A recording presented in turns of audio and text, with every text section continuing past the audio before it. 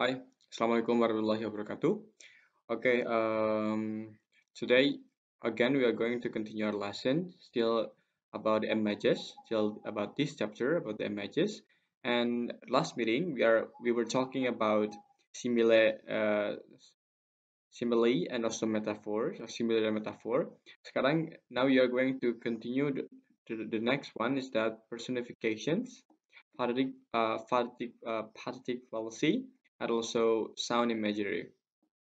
Okay, let's jump right into the next one is that a personifications and pathetic fallacy. So what's actually personification? Okay, personification is that when human characteristics are attributed to an animate object. So human characters is animated or applied to inanimate characters. Inanimate character itu adalah benda mati ya. So ada human characters yang kita berikan ke inanimate atau benda mati. It is used to convey the meaning that an item or thing has performed an action when it in reality is not. Maksudnya adalah untuk menunjukkan bahwa si benda ini atau inanimate itu, jadi kalau inanimate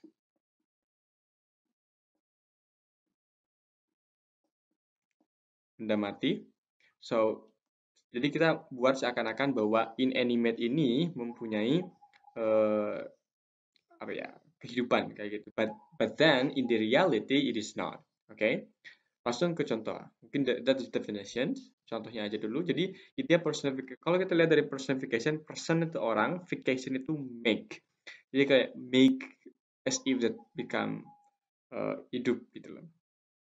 But let's take a look at an example here.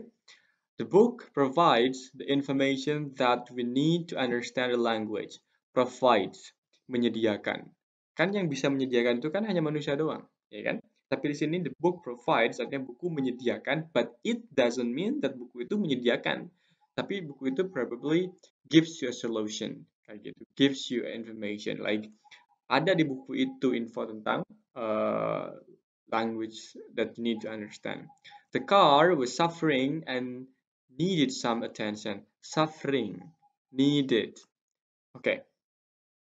Mobil itu suffering, menderita dan butuh some attention. Itu kan hal-hal yang berbau human ya kan? Gak mungkin dong benda mati punya itu. Cuman kan kita membuat seolah-olah kayak gitu. Next, the stars were dancing playfully in the sky. You can imagine ya, kalian bisa bayangkan bintang menari-nari di langit. Is it possible? Of course not ya. Itu kan kita mau membuat seolah-olah saja kayak gitu.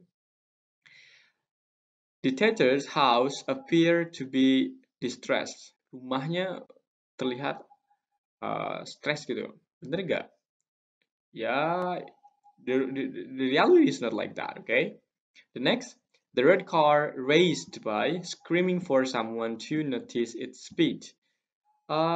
Jadi mobil yang lagi dikendarai apa namanya, lagi balapan, kemudian dia berteriak gitu loh kepada seorang bahwa kucing banget nih gua gitu ya.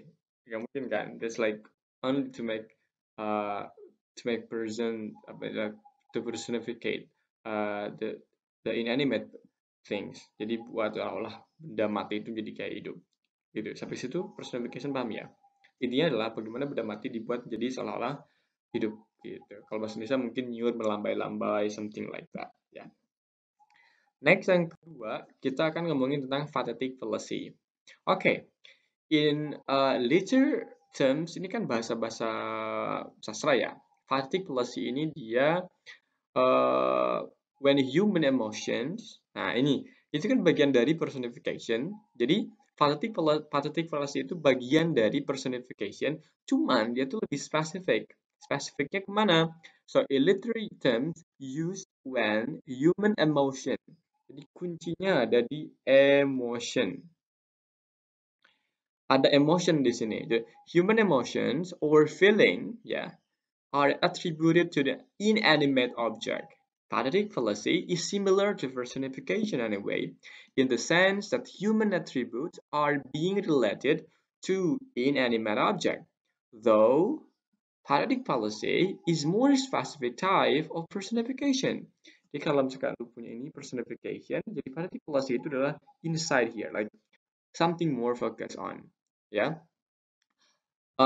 Is the brother. Jadi kalau kalau ini kan lebih luas ya kalau personification. Nah, kalau yang pathetic fallacy itu dia lebih sempit, tapi tetap bagian dari personification, kayak gitu. Apa namanya? Dia lebih spesifiknya kemana? Ya ke feeling tadi, kayak gitu. Personification is broader term, right? Kemudian pathetic fallacy is the terms used specifically in literature for when an emotion. Ingat, pada kuncinya adalah an emotion. Okay? An emotion is applied to an animate object. Pokoknya si olah-olah objek itu dia punya emosi, gitu, punya feeling, punya perasaan. Ya. Sedangkan kan kalau yang namanya personification tadi, ya sudah yang namanya personification ini dia benda mati itu diolah seolah benda hidup. Cuman kalau yang namanya pathetic fallacy seolah-olah benda hidup tadi dia punya perasaan, punya feeling. Yang difokuskan di sini adalah bagaimana perasaan si benda mati itu, gitu. Walaupun kita tidak tahu bahwa benda mati itu punya perasaan atau bisa hidup. Cuman kalau di pathetic fallacy kalau kita lebih fokus kepada how the feeling of that inanimate, kayak gitu. For example, angry storms begin to roll in. Angry storm. Dari mana kita tahu bahwa storm itu sedang marah? Ya kan? Nggak tahu. Kalau misalkan storm itu kan lagi marah, lagi ngamuk-ngamuk gitu. Lah, itu kan emang sudah sifatnya storm seperti itu. Sebetulnya dia bukan marah-marah sebetulnya. Cuman kita sebagai human, kita sebagai orang yang menulis sebuah karya yang mencoba untuk memberikan apa ya? Memberikan makna kepada storm itu biar lebih menarik gitu. So, angry storm, storm yang lagi marah. Padahal kan storm itu tidak marah basically. Kayak gitu. Next, the tree seems indifferent.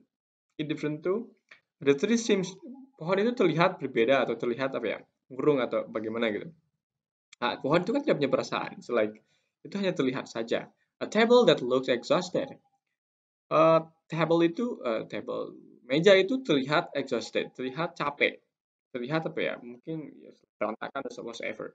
Is it like that? No, of course. Ini hanya perumpamaan saja. Jadi yang namanya personification sama pathetic fallacy itu dia tuh kayak saling beririsan. Cuman pathetic fallacy dia fokus on atau lebih spesifik kepada apa? Spesifik kepada feelingnya. Seperti itu. That's all about the second one. Ya.